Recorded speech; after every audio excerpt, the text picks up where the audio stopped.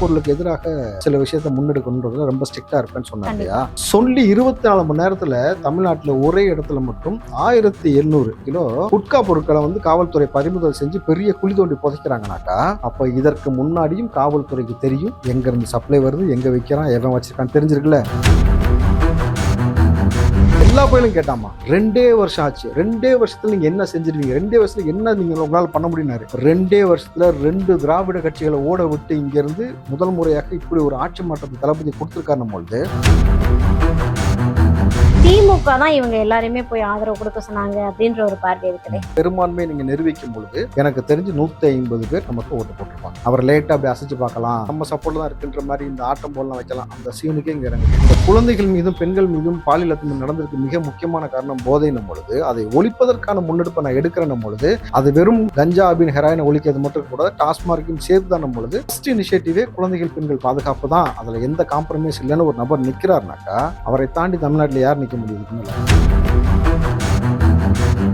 ஒரு வாரம் 10 நாளுக்குள்ள வெள்ளை அறிக்கை வெளியாகும். வெள்ளை அறிக்கை வெளியான பிறகு திமுக வாங்கிய கடன் இருந்து திமுக செய்து வைத்த ஒவ்வொரு துறையில அவங்க செஞ்சு வச்சிருக்க, குறிப்பா மின்சாரத்துறையிலிருந்து மதுவிலக்கு துறையிலிருந்து எல்லா துறையிலும் அவங்க செய்து வைத்த ஒவ்வொரு விஷயமும் வெளியில மக்கள் மத்தியில் எடுத்து வைக்கப்படும்.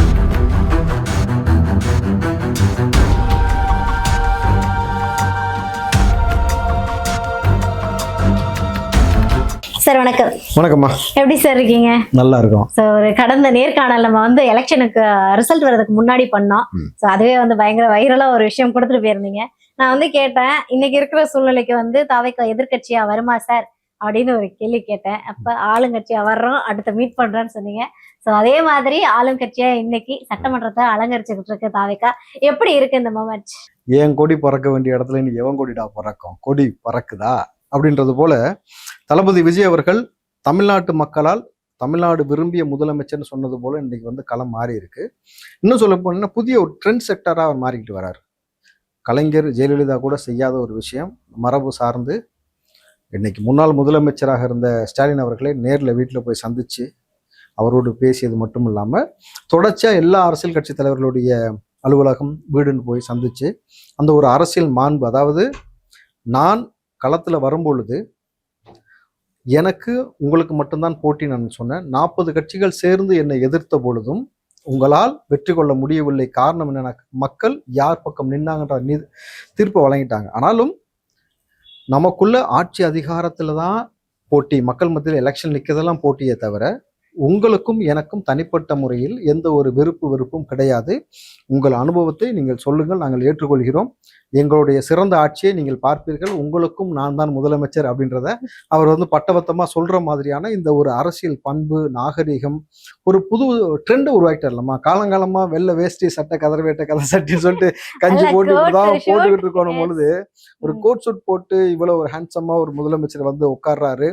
உட்கார்ந்த முதல் நாளே பாத்தீங்கன்னாக்கா அது தளபதி கவுண்ட் டவுன் ஸ்டார்ட்ஸ்ன்னு சொல்லிட்டு ஒரே நாள்ல வந்து பாத்தீங்கன்னாக்கா போதைப் பொருளை ஒழிப்பதற்காக எல்லா மாவட்டங்களும் தனியாக ஒரு காவல்துறை ஆரம்பிச்சதா இருக்கட்டும், பெண்களுக்கான பாதுகாப்பு 200 யூனிட் வந்து கரண்ட் வந்து இலவசம் சொன்னதாக இருக்கட்டும், இன்றைக்கு பார்த்தீங்கன்னா அதிரடியாக வந்து டாஸ்மார்க், குறிப்பாக பள்ளி கல்லூரி பேருந்து நிலையம் அருகில் இருக்கக்கூடிய எல்லாத்தையும் மூடுவதற்கான முன்னெடுப்பு. கிட்டத்தட்ட 717 டாஸ்மார்க் மூடப்படக்கூடிய விஷயங்கள் நடந்து போட்டிருக்கு. அடுத்து பார்த்தீங்கன்னா குடிநீர் வந்து தட்டுப்பாடு ஏற்படக்கூடாதுன்னு சொல்லிட்டு இன்னைக்கு எல்லா கலெக்டருக்கும் உத்தரவிட்டிருக்காருன்னும் பொழுது தொடர்ச்சியாக மக்கள் பணியை ஒரு பக்கம் செஞ்சுக்கிட்டே இருக்காரு. இன்னொன்று அரசியல் கட்சி தலைவர்கள் ஒவ்வொருத்தையும் சந்திச்சுக்கிட்டே வரணும் பொழுது ஒரு தலை சிறந்த பண்பாளனாகவும் ஒரு இப்படி ஒரு முதல்வன், அதாவது சர்க்கார் படத்தையும் முதல்வன் படத்தையும் கண்முன்னாடி நிறுத்தக்கூடிய வகையில வந்து தளபதி விஜய் அவர்கள் இன்றைக்கு முதலமைச்சராக செயல்படுறாருன்னும் பொழுது ஏகோபித்த ஆதரவு மக்கள் மத்தியில கிடைச்சிருக்கு. அந்த கிடைச்சது வந்து என்ன பார்த்தீங்கன்னாக்கா, இப்போ ஒவ்வொரு வீட்லையும் இப்போ நீங்களும் நானும் ஒவ்வொரு குழந்தைகள் வந்து எல்லாரும் என் புள்ள முதலமைச்சராக வந்து உட்காந்துருக்கு, என் அண்ணன் முதலமைச்சராக உட்காந்துருக்கு, இது என்னோட ஆட்சின்றத முதல் முறையாக மக்கள் உணர்றாங்க. ஒரு அரசியல் வந்து ஒரு ஒரு அதிகாரம் என்பது இது வரைக்கும் நாங்கள் ஓட்டு போட்டு எங்கள் வேலை முடிஞ்சிருச்சுன்றதை தாண்டி தளபதி வந்ததுக்கு பிறகு இது என்னோட ஆட்சி, இது நம்ம ஆட்சி வந்து இங்கே நடக்குதுன்ற அந்த ஒரு ஒத்துமை ஏற்பட்டிருக்கு. அவர் சொன்ன அந்த விஷயம் பார்த்தீங்கன்னாக்கா, போதைப் பொருளுக்கு எதிராக சில விஷயத்த முன்னெடுக்கணுன்றதுல ரொம்ப ஸ்ட்ரிக்டா இருப்பேன்னு சொன்னார் இல்லையா? சொல்லி 24 மணி நேரத்துல தமிழ்நாட்டில் ஒரே இடத்துல மட்டும் 1700, எப்படி ஒரு டன்னுக்கு மேல 1700 கிலோ குட்கா பொருட்களை வந்து காவல்துறை பறிமுதல் செஞ்சு பெரிய குழி தோண்டி புதைக்கிறாங்கனாக்கா, அப்ப இதற்கு முன்னாடியும் காவல்துறைக்கு தெரியும் எங்க இருந்து சப்ளை வருது, எங்க வைக்கிறான், எவன் வச்சிருக்கான்னு தெரிஞ்சிருக்குல்ல. அந்த ஆட்சியாளர்கள் இவங்க கலெக்ட் பண்ண அதே போலீஸ் தானே. அதே போலீஸ் தான் 24 மணி நேரத்தில் தூக்குனாங்கல்ல. நான் திரும்ப திரும்ப அதான் சொன்னேன். ஸ்காட்லாந்துக்கு அடுத்து தமிழ்நாட்டு போலீஸ் தான் தலை சிறந்த போலீஸ் இருக்கு. இனி ஸ்காட்லாண்டை மிஞ்சி விடும்னு. ஆனால் அந்த காவல்துறையின் கரங்களை கட்டி போட்டதுனால தான் தமிழ்நாடு இது வரைக்கும் இவ்வளவு மோசமா போச்சு. அதுதான் ஸ்டாலின் அவர்கள் தோல்விக்கு பெரிய காரணம். ஒரே நாள் எல்லாம் சேஞ்ச் ஓவர் ஆகுது. திருச்சியில எஸ்பி எல்லா பொறுக்கி பயிலையும் மொத்தமா அசம்பிள் பண்ணாரு. அசம்பிள் பண்ணி கிட்டத்தட்ட அந்த சிங்கம் படத்துல சூர்யா வார்னிங் கொடுப்பார்ல, அதே போல வந்து நீங்க பாத்தீங்கன்னாக்கா இந்த பக்கம் கிளியர் வார்னிங். இதற்கு மேல வந்து இந்த மாதிரி அழிச்சாட்டம் பண்ணினா நீயும் குடும்பமும் நிம்மதியா இருக்காது. ஏனென்றால் அப்படின்னு ஒரு வார்த்தை கோட் பண்ணி சொல்றாரு. இப்ப வந்திருக்க அரசாங்கம் இதுக்கு முன்னாடி இருந்த அரசாங்கம் மாதிரி கிடையாது. விச் மீன்ஸ் தளபதி அவர்கள் ரொம்ப ஸ்ட்ரிக்டா இருக்காரு. ஸ்டாலின் ஸ்ட்ரிக்டா இல்லாம பொறுக்கி போய் ரவுடி பலத்தையும் கரங்கள் திறந்து விடப்பட்டிருக்குன்றதா அதற்கான பொருள்னும் போது இதான் தளபதியோட ஆட்சி. போலீஸ் அவங்க கையில இருந்த ஹேண்ட் கப்பும் கழட்டப்பட்டிருக்குன்னு நினைக்கிறேன் இல்லையா? ஆமா, நிச்சயமா காவல்துறையோடைய. ஆமா இல்லைம்மா, நான் கமிஷன் ஆஃபீஸ் போகும்பொழுதும் சரி, எல்லா இடத்துக்கும் போகும்பொழுதும் சரி, எல்லா காவல்துறை சொன்ன விஷயங்கள்லாம் எல்லாமே பார்த்தீங்கன்னா, சார் ஏதாவது ஒரு பண்ணுங்க. இன்னொரு காவல்துறையெல்லாம் ஒரு படி மேலே போய் தலைவா ஏதாவது ஒன்று பண்ணி இந்த ஆட்சியை வந்து முடிவு கொண்டு வரணுன்ட்டு அப்புறம் அவர் ஐயோ நான் யூனிஃபார்ம்ல இருக்கேன் அப்படின்னாரு அவரு. ஸோ இது ஒரு பக்கம் நடந்துகிட்டு இருக்கு. நான் வந்து பதவியேற்பு விழாவுக்கு நானும் போயிருந்தேன். அந்த பதவியேற்பு விழாவில் வந்து அந்த பதவியேற்பு விழா அதை பற்றி டீட்டெயிலாக பேசுவோம். சூப்பராக இருந்தது. ஏன்னா அதை முடிச்சுட்டு நாங்கள் வெளியில் வரோம். வெளியே வந்தவுடனே ஏன்னா பொறுப்பு அங்கே காவல்துறையெல்லாம் உயர் அதிகாரிகள் எல்லாமே வந்திருந்தாங்க. அதில் உயர் காவல் அதிகாரி ஒருத்தர் இருந்தாரு. என்ன சார் ஹாப்பியா அப்படின்னு என்கிட்ட கேட்டாரு. நான் கேட்டேன், சார் என்ன விடுங்க, நாங்கள் இதுக்காக தான் இவ்வளோ வருஷம் போராடணும், இது நடக்கும்னு எங்களுக்கு தெரியும், நீங்கள் ஹாப்பியா அப்படின்னு.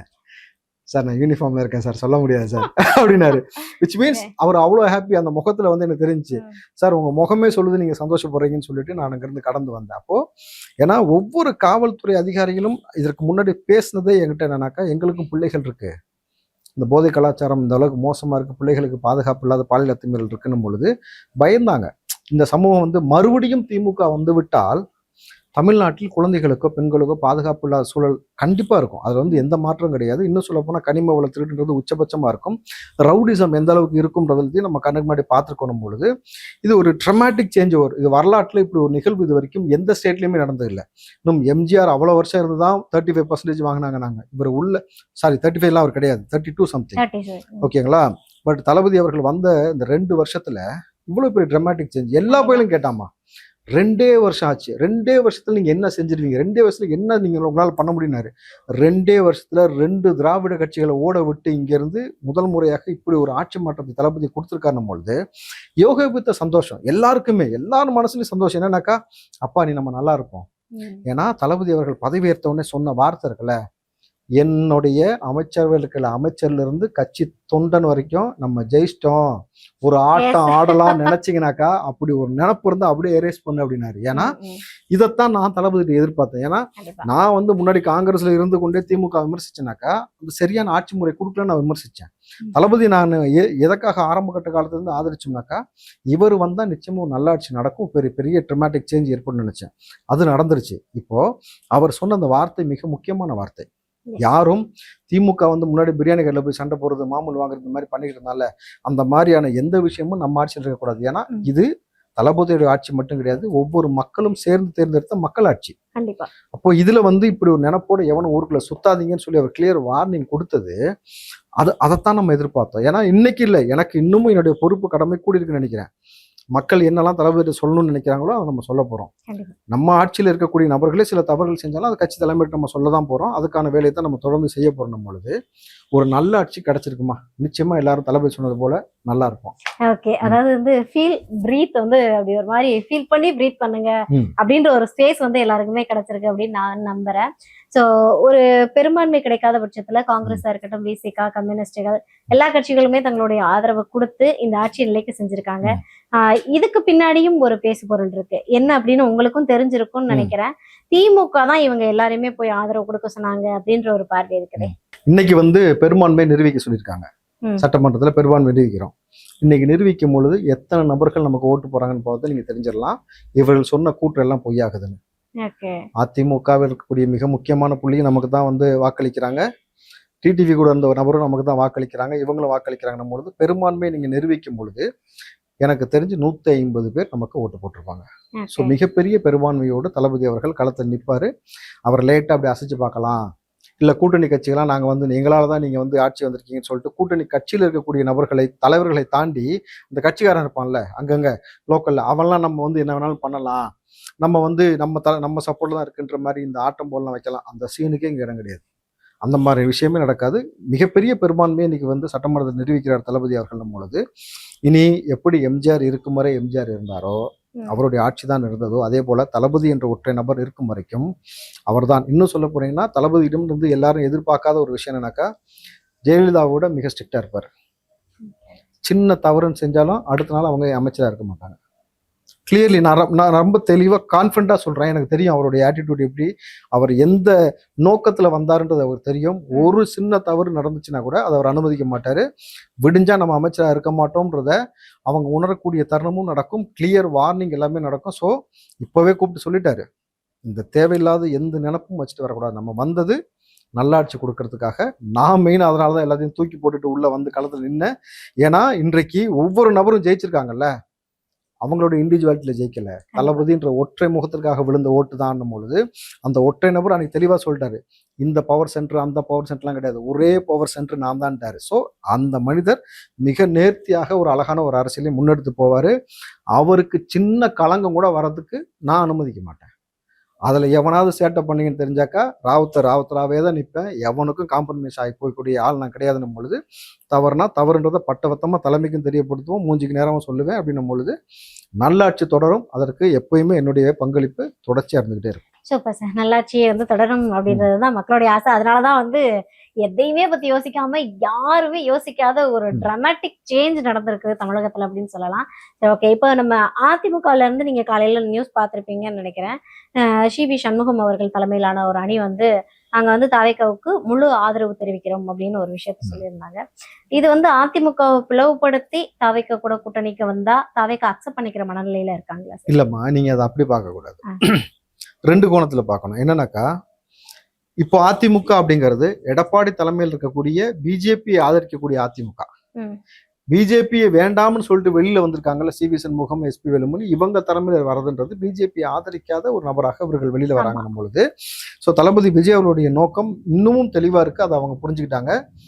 மத சார்பு இல்லாத ஒரு கூட்டணியாகத்தான் இருக்குமே முடிய, அதே மாதிரி மதத்தை வைத்து பிளவுவாதல் அரசியல் செய்யக்கூடிய நபர்களோடு நம்ம ஒருபோதும் கூட்டணி போடணும் பொழுது இந்த ஸ்டாண்ட் எடுத்தாதான் நாளைக்கு நமக்கு ஃபியூச்சர்ன்றதை அவங்களும் உணர்ந்துட்டாங்க. ஏன்னா தமிழ்நாட்டு மக்கள் 2 வருஷத்துல இவ்வளவு பெரிய ஒரு வெற்றி, ட்ரமாட்டிக்கான ஒரு வெற்றியை வந்து தளபதி விஜய் அவர்கள் கொடுத்துருக்காங்க.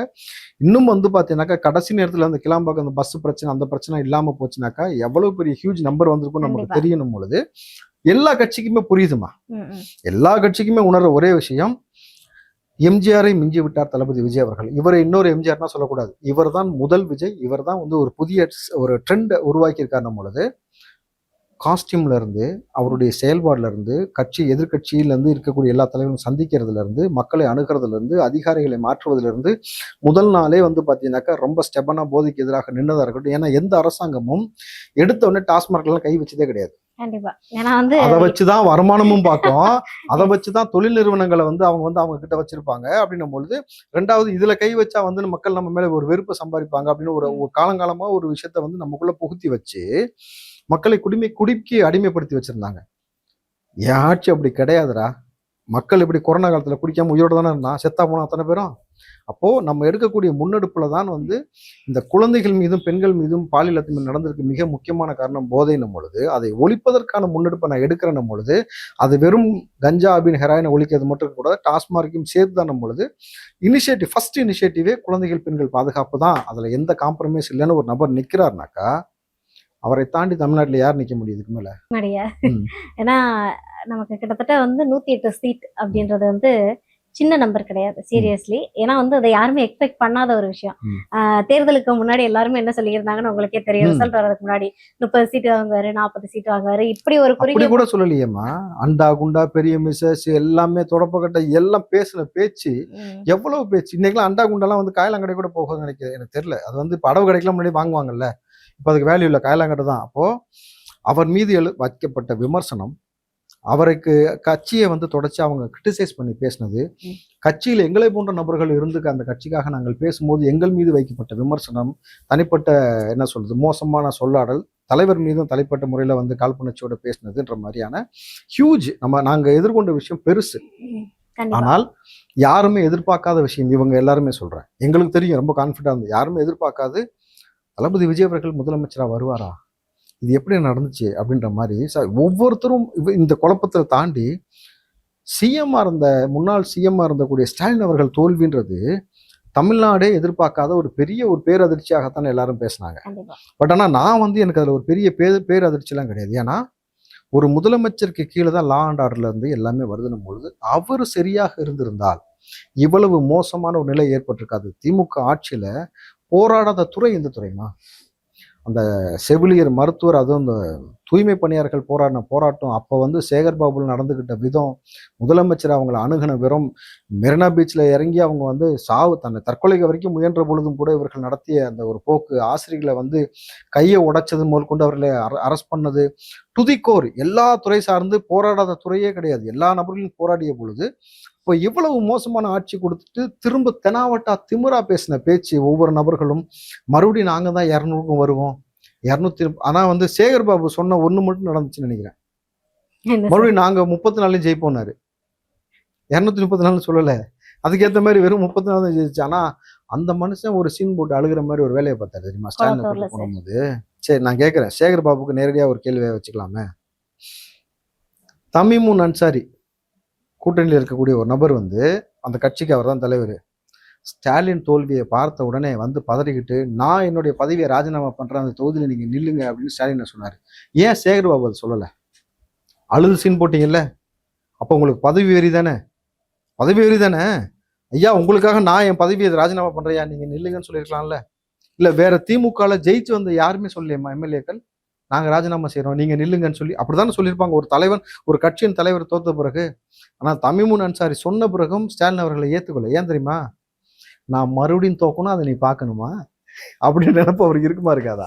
இன்னைக்கு இருக்கக்கூடிய இடத்துல நீங்க எத்தனை முறை யார் ராஜினாமா பண்ணி திமுக சார்பா நின்னா அந்த இடத்துல டிவிக்கேல முகமே தெரியாத ஒரு நபரை தளபதி அடையாளம் காட்டினாலும் இங்க அடையாளம்ன்றது தளபதி மட்டும்தான், விஜய் அவர்கள் மட்டும்தான் போது திரும்ப திரும்ப தாவேக்கா தான் ஜெயிக்கும்ன்றத அவர் உணர்ந்திருக்கார் ஸ்டாலின் அவர்கள். ஸோ நான் கௌரவமா அப்படி ஒரு வாடி தோத்ததாகவே இருக்கட்டும்ன்ற மாதிரி கடந்து போயிருக்காங்க. நம்ம பொழுது இதுவும் ஒரு நான் புதுசா பாக்குறோம் அரசியல் களத்துல. ஓகே, அரசியல் களமே புதுசா தான் சார் இருக்கு. நீங்க மட்டும் இல்ல, எனக்கு தெரிஞ்சு சட்டமன்றம் என்ன நடக்குது, சட்டமன்ற கூட்டத்தொடர் நடந்துருச்சா, சட்டமன்றம் கூடிருச்சா, உள்ள தலைவர்கள் வந்தாங்களா, என்ன பேசுறாங்கன்னு இது வரைக்கும் யாரும் பெருசா கவனிச்சது இல்ல. சட்டமன்றத்தை சுவாரஸ்யமா யாரும் பார்க்கல. ஆனா இன்னைக்கு தலைகீழாக மாறி இருக்குது. அதாவது குட்டீஸ்ல இருந்து பெரியவங்கள்ல இருந்து இளைஞர்கள்லாம் சட்டமன்றத்தை பாக்குறது அப்படின்றது ஒரு அபூர்வமான செயல். சோ அது எல்லாமே இப்போ நடந்துகிட்டு இருக்கு சார். இல்ல தளபதி விஜய் அவர்கள் அரசியலை ஒரு துறையாக தேர்ந்தெடுங்கன்னு சொன்னார்ல, அது கண்ணுக்கு முன்னாடி இப்ப நடக்குது. அவர் சட்டமன்றத்துக்குள்ள நடக்கிற விஷயத்த இளைஞர்கள் இருந்து எல்லாரும் பாக்குறாங்க. அதுலயும் குறிப்பா எல்லாருமே இன்னைக்கு என்ன காஸ்டியூம் போட்டு வருவாரு, இன்னைக்கு வேற ஏதாவது காஸ்டியூம் போடுவாரா அப்படின்ற அது வரைக்கும் ரொம்ப ஆசையா பாக்குறாங்க. ஆனா மறுபடியும் தலைவர் வந்து கோட் ஷூட்லயே வராரு. நானே எக்ஸ்பெக்ட் பண்ணேன். ஃபர்ஸ்ட் நாள் வந்து பிளாக் கோட், செகண்ட் நாள் போகும்போது சட்டமன்றத்துக்கு என்ன ஒரு காஸ்டியூம்ல போவாங்கன்ற ஒரு எக்ஸ்பெக்டேஷன் இருந்தது. காஸ்டியூம் முதற்கொண்டு அந்த பாக்குற விஷயமா இருக்கட்டும், இன்னைக்கு வந்து உதயநிதியும் அவரும் பேசிக்கிற விஷயமா இருக்கட்டும், இன்னைக்கு எல்லா தலைவரையும் போய் பாக்குறாங்க. ஒரு இன்னைக்கு வரைக்கும் சபாநாயகரை கூப்பிட்டு உட்கார வச்சு நடந்த விஷயங்கள் எல்லாமே பாத்தீங்கன்னா ஒரு சுவாரஸ்யமா போச்சு. பட் ஒரு வாரம் கழிச்சு எழுதி வச்சுக்கோங்க, சட்டமன்றம் அனல் பண்றோம். கண்டிப்பா சார். எப்படின்னாக்கா ஒரு வாரம் 10 நாளுக்குள்ள வெள்ளை அறிக்கை வெளியாகிறது. வெள்ளை அறிக்கை வெளியான பிறகு திமுக வாங்கிய கடன்ல இருந்து திமுக செய்து வைத்த ஒவ்வொரு துறையில அவங்க செஞ்சு வச்சிருக்க, குறிப்பா மின்சாரத்துறையில இருந்து மதுவிலக்கு துறையில இருந்து எல்லா துறையிலும் அவர்கள் செய்து வைத்த ஒவ்வொரு விஷயமும் வெளியில மக்கள் மத்தியில் எடுத்து வைக்கப்படும். எவ்வளவு கடன் வாங்கி என்னென்ன வேலை பார்த்து வச்சிருக்காங்க, எப்படி அரசாங்க கஜானாவை மட்டும் கிடையாது இயற்கை வளங்களையும் சுரண்டி வச்சிருக்காங்கன்றதையும் பட்டவத்தமா சொல்லும் பொழுது அந்த இடத்துல அனல் பறக்கும் ஸ்பீச். இதுக்கு மேல சட்டமன்றம் நீங்கள் வந்து சினிமால கிளைமேக்ஸ் காட்சி பாக்குறதுல ஒவ்வொரு சீனும் ட்விஸ்ட் அண்ட் டர்ன்ஸ் இருக்குல்ல, கிட்டத்தட்ட அந்த கிளைமேக்ஸாவே டெய்லி இருக்கும் சட்டமன்றம். அந்த இடத்துல தளபதி விஜயருடைய ஸ்பீச், அதற்கு எதிர்வினை ஆற்றி உதயநிதி பேசிதான் ஆவாங்க. ஏன்னா அவங்க முட்டு கொடுத்தா அவனை நாங்கள் ரொம்ப நல்லவங்கன்ற பொழுது அப்போ ஆதவர்ஜன் அவருடைய பேசக்கூடிய பேச்சு எப்படி இருக்குன்னு உங்களுக்கு தெரியும். அவர் சும்மாவே சரவடி அடிப்பாரு இன்னைக்கு ஒரு சட்டமன்றத்துக்குள்ள. அப்போ ஒவ்வொரு நபர்களும் உள்ள இருக்கக்கூடிய நபர்கள் பேசக்கூடிய பேச்சு, குறிப்பா அண்ணன் செங்கோட்டையன் அவர் சீனியர் அவர் பேசக்கூடிய பேச்சுல இருந்து டிராமாட்டிக்கா சட்டமன்றன்றது இனி வந்து என்ன சொல்றது, இது ஒரு புதுப்படம் ரிலீஸ் மாதிரியே டெய்லி இருக்கும் நம்ம பாக்குறதுக்கு. ஆனா ஒண்ணுமா, நான் பார்த்த வரைக்கும் இந்த மெயின் ஸ்ட்ரீம் மீடியா எவ்வளோ மீடியா வந்து தளபதி விஜய் அவரை வந்து கிரிட்டிசைஸ் பண்ணி உட்காந்து பேசின அத்தனை பேரும் அடிச்சாம்பார் அந்த இன்னைக்கு சீரியஸா சொல்றேன். முதல்வர் விஜய் வார்த்தைக்கு வார்த்தை இல்லை. நான் சேட்டலைட் சேனல்ல விவாதங்களுக்கு கலந்து கொள்ள போகும் பொழுது அந்த சேட்டலைட் சேனல்ல இருக்கக்கூடிய தலைமையில் இருக்கக்கூடிய நபரே வந்து ஆஃப் தி கேமரா பேசும்போது உங்க தலைவர்லாம் எதுக்கு வந்தார் அரசியலுக்கு, அவர்லாம் வந்து என்ன சாதிச்சிட முடியும், அவர்லாம் என்ன பண்ணிட முடியும், ஒரு 5 சீட் ஜெயிப்பீங்களா 2 சீட் ஜெயிப்பீங்களான்னு கேட்டபோது நான் சொல்லிட்டு வந்தேன், காட்சி மாறும், அவர் முதலமைச்சர் வருவார். இதே வார்த்தைக்கு வார்த்தை நீ முதலமைச்சர் நீங்க சொல்லி பேசதான் போறீங்க, அதை நான் பார்க்க தான் போறேன். அதான் இப்போ நடந்துகிட்டு இருக்கணும் பொழுது இது எவ்வளவு பெரிய அருமையான விஷயமா இருக்கு பாத்தீங்களா. நீங்கள் வந்து தளபதி அவர்கள் பனையூர்ல உட்காந்து அரசியல் செய்வாரு அப்படின்னு சொல்ற நபர்கள் எல்லாருக்கும் செருப்படி கொடுத்த மாதிரி ஒவ்வொரு நபரையும் தேடி தேடி தேடி போய் பாக்குறாரா? இப்ப தர்றா பாப்பேன் அவனாது முடியும். ஏன்னா அப்ப இவ்வளவு நாள் திட்டமிட்டு தடுத்தது யார்? உண்மையாலுமே தளபதியோட பண்பு என்னன்றதை அவர் காமிச்சிட்டார். நம்மளுது இப்படி ஒரு தலை சிறந்த முதலமைச்சர். இந்த ட்ரெஸ் கோடுலயுமே அவர் ஒண்ணு பண்ணா அது ட்ரெண்ட் ஆகும். கண்டிப்பா அம்பேத்கர் போராடிய போராட்டம் இந்த ஏற்றத்தாழ்வை துணியை வச்சு வந்து அடையாளப்படுத்தக்கூடிய அந்த இதை மாற்றம்னு நினைச்சதா இருக்கட்டும். குறிப்பா தமிழ்நாட்டில் ஒரு பழக்க வழக்கம் இருக்குது. நம்மளுடைய சாதியை தெரிஞ்சுக்கணும்னு நினைச்சாக்கா முதல்ல நீங்க எந்த ஊருன்னு கேட்பாங்க, என்ன ஆளுகன்னு கேட்க மாட்டாங்க. எடுத்தோடனே எந்த ஊரு, உங்க என்ன குலதெய்வம், இதெல்லாம் வச்சு கணக்கு பண்ணுவாங்க. இன்றைக்கு வரைக்குமே ஸ்டாலின் ஆட்சியில திருப்பூர் பக்கத்துல ஒரு ஊரு, இப்போ ஒரு டாக்குமெண்ட்ரியாவே இருக்கு, அந்த ஊருக்குள்ள செருப்பு போட்டு நடக்கக்கூடாது. ஒரு சாதிக்கு மத்தியில் இன்னொரு சாதி நபர்கள் செருப்பு போட்டு நடக்கக்கூடாது, முழுக்கை சட்டை போடக்கூடாது, அவங்கெல்லாம் ஆஃப் ஹேண்டு தான் போடணும், துண்டு வந்து தோலில் போடக்கூடாது, அப்படி தோலில் போட்டுனா அவங்க வரும்போது எடுக்கணும்னு இப்போ வரைக்குமே இருக்குது, டாக்குமெண்ட்ரியாக இருக்குது. அதை நான் உங்களுக்கு காட்டுறேன். ஸோ அப்போது இந்த உடை கலாச்சாரம் என்பது அந்த ஏற்றத்தாழ்வு, சாதிய பாகுபாடு. ஏன்னா ஸ்டாலினுடைய ஆட்சியில் தானே வந்து வேங்க வேலை மலம் கலக்கப்பட்டது, புல்லட் ஓட்டுறதுக்கு வெட்டினாங்க, நல்லா படித்த மாணவனை நாங்கள் நேரில் வெட்டக்கூடிய அந்த காட்சியில் நம்ம பார்த்தோம்ல. ஸோ இது எல்லாத்தையும் மாற்றக்கூடிய வகையில் தளபதி விஜய் அவர்கள் இன்னைக்கு கோட் ஷூட் போட்டு உட்காரும் பொழுது இது ஒரு ட்ரெண்டாக மாறுச்சுனாக்கா எல்லாரும் அந்த உடை அணியக்கூடிய அந்த ஒரு கல்ச்சர் வரும்பொழுது இந்த சாதிய பாகுபாடு, இந்த ஏற்றத்தாழ்வுல இருந்து எல்லாத்துக்குமே இது அம்பேத்கர் கண்ட கனவை தளபதி விஜய் அவர்கள் நினைவா மாத்திருக்கிறான்றதான் ஒரு புதிய ஒரு வரலாறு.